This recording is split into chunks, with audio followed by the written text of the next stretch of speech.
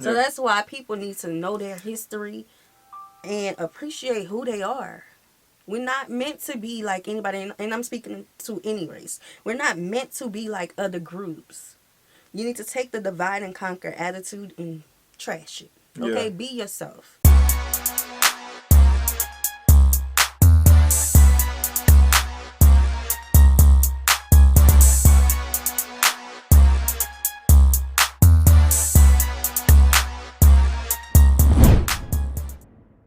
What's good, y'all? It's the Demouchets REACT, and we're back with another video. Who we got today, C? Today we're back with another American reaction. Let's go. Super excited about this video. If you're new to us And we're new to you, make sure you scroll down, hit that subscribe button, and turn on the post notification bell. because we're on the road to 200K. And we cannot get there without you guys, alright? Join the family. Without further ado, let's get into the video. Let's get it. So I'm in a job interview, and the interviewer asks me, talk about a time you've been a victim of racism or discrimination. I smirked because I knew to expect this question. And smugly I said, I have never been the victim of racism or discrimination. Okay. 3 months prior, I was sitting at a table with a group of colleagues, and we were talking about privilege and prejudice. And I said, you know, I don't understand this privilege and prejudice thing. People are successful because of the hard work that they put in. I'm successful because of the hard work I've put in. And if anyone isn't successful, that's because they just haven't worked hard enough. I'm sure we've heard these things before. I grew up in Pikesville, a suburb of Baltimore. It's an upper middle class area, Jewish. My parents were young when we moved to this neighborhood, and I remember there being a real sense of pride when we moved to the county. Wow, we live near white people now. We made it. That's funny. And even though I lived in an affluent zip code, the mansions that I saw, you couldn't find exactly on my street. I went to school with many of the people who lived in those big houses. I was in advanced classes in school, and so most of my classmates were white. And I made really strong, awesome relationships with many of them. They would say things like, Jabari, tell us about how black people do this. And why can't they swim? And all of these things. So I would joke and laugh and try and, give them some knowledge. I began changing the way I dressed. I was wearing American Eagle and Abercrombie when I could fit it. And listening to pop and rock. And for the most part, my family just made fun of me. But one thing that my parents said that was pretty important that I learned that it was, they said, Jabari, sweetheart, you're black. And that means something. You can have white friends, you can love them, you can trust them, but at the end of the day, you're black, and that means something. Racism is real. Well, at that time, I thought these were just black people talking about racism. Again. Little did I know that it was much more than that. So I ended up getting the job at the nonprofit. I was doing low-income LGBT work in Baltimore City. And I had this brilliant black queer woman as a supervisor. I was networking with leaders all over the city, and I was really learning how systems interacted in people's lives. Housing, juvenile justice, education, transportation, healthcare. I was also in school at the time. I was a gender and women's studies major at UMBC. And this program really helped me deeply study concepts that I didn't really spend much time with in high school. I learned about redlining. I learned about state-sanctioned violence and how gender violence is often underscored by racial violence. At the same time, this was 2015. I had lived through the news of Eric Garner and Tamir Rice. My lens was changing. I was no longer a black boy going to school in Pikesville, Maryland. I was becoming a black man living and working in Baltimore City. Yeah, that definitely changed the narrative of his surroundings then, because when you see these things happening and they're hitting the news and it's on every person's lens, and you're the only black guy in that class, then you start to really look at your friends and wait to see what they got to say then to you. Right. You know what I'm saying? So I know that was a little different for him, Yeah, and it's good to be able to afford to live in different areas 100%. in the city and to get exposed to different cultures and all of that. But at the end of the day, moving on up does not change who you are. No. And you should not minimize who you are because of where you live or, the type of job you have, the different friends you have. Never play small. No. Nobody. Nah, that's a fact. Because regardless of your education, you know, the change in your vocabulary, the change in your dress, at the end of the day, in this society we live in, people are going to see you, firstly, as who you appear to be. Nah, 100%. They ain't going to know about all that going on in your head, you know, the education and all that. So I love that his parents prepped them for the real world, you know, but 2015 was a rough time. Yeah. Rough time. I remember in 2015, I was in college. And remember, we had a whole, the theater community that I was a part of at that time, the whole city was affected by this. Black, white, Hispanic, everybody was affected by it. Right. About the news, just hearing over and over someone's getting unalived. And during that time, we even had someone in the town that I graduated in. A person I went to school with, saw this person's face, was friends with this person's sister who was unalive in a cop car. So it was very, very hard around that time. So when he said 2015, it just instantly brought me back to that. Yeah, I see that. I see it. Oof. Yeah. Job assignments. I put together a training conference for colleagues all over the country. I was the coordinator. And when they arrived here in Baltimore, I got off the bus and I said, "Hey, I'm Jabari, I'm the coordinator." And they looked at me and became confused and visibly uncomfortable.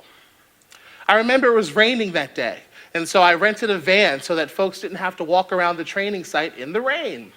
I said, "Come on in the van." They said, "We'd rather walk." Wow. The folks who were in the van with me referred to me as their chauffeur. They told me I should hold doors for them. At meals, they sat with me and they said, "You know what? I want to sit with you so you don't think that we're being weird or, God forbid, racist." Well, I mean, They were saying stereotypical things, comparisons, statements. And at the end, I felt so emotionally drained. I referred to my brilliant supervisor, who happened to be a participant of the training. And I said, "What was that racism?" And she said, "Yes, baby. Yes. It is." Wake And up call. immediately, years of suppressed memories came back. Yeah. I remember laughing it off with my friends when they used the N-word. Oh, no. I remember black peers making fun of me because of the way I dressed and the way that I talked. And most importantly, I remember that message that my parents told me when I was young. "You're black. Racism is real." And I guess I never wanted to believe that we could really live in a world where we treat each other this way. So afterwards, I was studying and learning of what I can do about this thing called racism. I learned about internalized racism. Internalized racism happens when black folks, people of color, start to behave or act in manners that uphold whiteness and white supremacy. Donna Bivens, who is a consultant and a writer for the Women's Theological Center, says that internalized racism is a system all in itself. It has its own life, and therefore its own system of rewards and consequences. And that black folks are unconsciously rewarded when we participate in internalized racism. Yeah, and you allow people to participate in racism against your people and laugh about it. Y'all need to stop that. But when we talk about internalized racism, we have to look at the root of it. Where did this begin? It began when we were brought here. I'm speaking specifically for African Americans because that's the system that I know. Yeah. And that's the experiences that I know. So, but y'all feel free to let us know what you all have experienced in the comment section. When we was brought to this land, you know, who were allowed to be in the house, who were allowed to do less strenuous work. Less labor. Yep. People who, you know, who were likable to the owners, the masters. You know, the colorism issues we have. A lot of that stuff started on those plantations. And then look at ads for campaigns. Now in 2023, a lot of us are more conscious of it, and you know, we push inclusiveness, but before, light and bright. Okay? Yeah, yeah. We got to look at the root. Where did this all start? So then you'll have, oh, when parents have children and they compare their children like their children's hair, Oh good yeah, yeah, hair, yeah, yeah. Mm-hmm. good hair. What is good hair? Um, if their child is going to be light or dark, they favor light.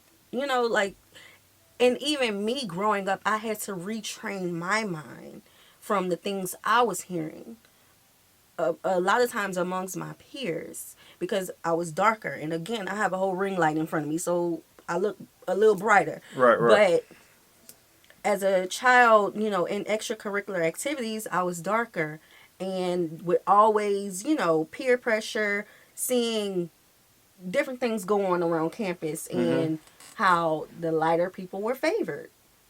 I had to retrain my mind and say, you know what? I actually want to be darker. Yeah, yeah, yeah. I had to like do reverse psychology on myself. I'm like, look at this almond brown Come on skin. now. You know, Yeah. like things like that. And how after going through high school is tough. But after going through that, in my freshman year of college, what did I do? I cut off all my hair. So that was one of the steps that I did to reverse that and get that out of my system. Yeah, yeah. I don't want, and code switching. Now, that's something that I recently started working on, like the end of last year. I'm not changing my voice. I'm not changing who I am. I talk with a southern drawl. I know when to get sophisticated. I know when to, be laid back on camera. And, that like all of those things started with what we were told was good and proper. Yeah. So that's why people need to know their history and appreciate who they are. We're not meant to be like anybody, and I'm speaking to any race. We're not meant to be like other groups. You need to take the divide and conquer attitude and trash it. Okay, Yeah. be yourself. Yeah. Yeah, you hear majority all of it. The identity sorry, crisis, when I the start- haircutting, the changing of the clothes, Yeah. Talk about the it in realizing guys. that the different skin texture, tones of being dark and bright, all Mm-hmm. that stuff. You basically hear all of it. Yeah, but talk about it in guys. That's really, what's to say with What guys? do guys like? Do guys go through the colorism? Oh, light skin versus dark light skin versus dark skin, that's it. But I play the middle, so I don't really Yeah, favor you in the either middle. side. You know what I'm saying? So Me I too. never really grew up thinking about that type of stuff. Only thing I really focused on was like making sure I didn't change my outfit where just so I can fit in with a crowd or change the way I speak just so I can be, Yeah, you always approachable. been And people always like, oh, you're a little ratchet or you're gangster or you're thuggish Yeah. because of how you talk. You know what I'm saying? It's not how we talk. So things of that nature is what I always try to keep in line. You know what I'm saying? And I feel like maybe for you, because I'm thinking of when you went to college in Albuquerque, and I'm thinking maybe it really didn't affect you as much because you're from the South. So when you went to a new state, they like that. They like that ruggedness to you. So Yeah, and all my maybe you football didn't players do was that. from the South as well. Right. Yeah. So y'all was Basically. popular in town. Oh. Yeah, so the accent and all that was just like a reality check for other people. It's like they had other people out there with these cool accents, cool walks, cool dress styles, and things like that nature, and they just loved it. You know what I'm saying? So, yeah, but that internal racism stuff is real, and people just need to have their own identity so they don't have to be mad or have a dislike towards their own people because they want to kind of fit the narrative of what society want them to be. Right. You know what I'm saying? And I think that's just a wake-up call for a lot of people. Right. I remember I had a friend, and this is my last point, and then we're going to go on. Yeah. I remember I had a friend, associate, who told me that I should go back to a certain hair color that I had because it made me appear brighter. I'm like, oh, really? So I went back to a darker hair color. And I got rid of that friend, baby. Keep that over there. Yeah. Keep it. And it was other reasons, too. That wasn't all the reason, but yeah. And I read that and I said, you know what? I feel that. We are rewarded when we embrace white standard English and abandon African American vernacular English. We are rewarded when we start to adopt white lifestyles and styles of music, which is almost always characterized as more luxurious. These are things that I realized that were going on in my own life forever. I grieved for a really long time after that training. Not only that I realized that racism exists, but I was embarrassed. I thought, how could I learn it this way? How could I abandon the narratives that my ancestors set forth? How could I reject all of the wonderful evidence there was that racism was real? But I realized that there was no degree, no job, no pair of shoes, no preference for medium rare steaks that's going to protect you from the violence of racism. Nothing. And I felt embarrassed that I learned it this way. Even as I was preparing this speech, I wondered, how is this going to be received? Black kid grows up in rich white neighborhood, white people were mean to him, and that's how racism, that's how he learned it. But it wasn't how Eric Garner or Tamir Rice or Rakia Boyd or Corin Gaines or Maya Hall or any of these people learned it. So there was some privilege in how I grew up, and I had to learn about that. But that doesn't absolve me from being shot down in the streets, because at the end of the day, I am Black. So today, I am a nonprofit leader in Baltimore. I'm executive director of an organization where I get to give back to LGBT youth every day, particularly LGBT youth of color. I'm also president of Baltimore's LGBT Community Center. Being a Black gay man, you really start to see how whiteness operates even in spaces of inclusion and diversity. I saw the millions of dollars and droves of support for marriage equality, but today hear the deafening silence when we talk about the deaths and murders of trans women of color. So this gay rights movement, I wonder, what would the gay rights movement look like today if being gay was something that only someone Black could be? Ooh. So I've learned a couple of lessons. Bruh. First, hey, bro, that conversation would be so crazy. Ooh. That would be crazy, bro. Like, ooh. Man. Like, I'm see, just thinking, like, ooh. when you never had a walk like this in life, and then you hear conversations come out the bushes, you really stop to think for a second and be like, dang, what would it be? What would it stand for? You know what I'm saying? How would people want to receive that community then? Mm-hmm. You know what I'm saying? It's like, it's just thinking about Black. it. And you different. And you different? Yeah, they really gonna start to act different then. Oh. Wow. And that is why I say, I'm not even gonna say that. Ooh, I don't even like when people bring up Tamir Rice though. Ooh, that just, as a mom of boys. Yeah. Racism is real. Internalized racism is real. I'm a victim of it, and I'm learning to be a survivor of it. Today, it's probably the most important lesson that I've ever learned. I've learned to love myself in ways that I never thought that I could, because that's what internalized racism does. It seeks to decimate your own culture. But today, I walk proudly down the street as a Black man, as a gay man. 2, I learned that Black folks or people of color can be operants of white supremacy if they're not checked, but to no fault of their own. Whiteness is pervasive, it's powerful, and sometimes we don't even know how it shows up in our world. Oh, you know what this reminds me of? Lovecraft Country. Why that one? Because when the sister was getting the potion to be a white person. Oh, okay, yeah, I know what scene you're talking about. Oh, y'all gotta go check that out. Lovecraft Country. First of all, if you didn't know, if you didn't know, Lovecraft Country is like mystery, fantasy, all that good stuff mixed with real history concerning African Americans. Woo! Y'all go watch it. That was crazy. Go watch it. But yeah, they can operate in it. Ooh, listen. Until you have a real experience with a person who operates in that and upholds that, you know, it's heartbreaking. It is. It was sad to hear him say that, that he grew up privileged because his family, did right by him, which is a good thing. But he also grew up believing that racism wasn't real until he finally experienced it. And because he experienced it at such an age, he didn't know how to defend himself. Right. And then he's now saying, I'm a survivor of racism. You know what I'm saying? But going to those schools, kind of, these are my friends. My friends ain't mean to me. Yeah, 100%. Got to get in where you fit in. Yeah, but, I mean, that doesn't mean to not allow your children to be a part of affluent systems and neighborhoods. I mean, education does not have a color, but of course we know with redlining. I told y'all about redlining. Yeah, we talked about it.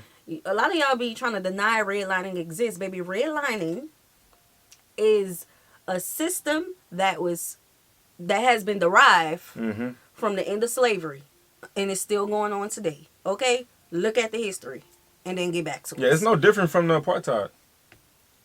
Ooh. It has a lot of similarities. Yeah, a lot. And being people who have experience. Okay, redlining. Plays a lot systematically. Yes, redlining plays a part in our school districts in the United States, and us being, we've been people who have lived in both type of school districts. The school districts that are overfunded and the school districts that are underfunded. Baby, there are vast differences. Vast. It's so heartbreaking. It really is. Like, I remember after the pandemic, I'm not even going to go there. But, yeah. We could move on.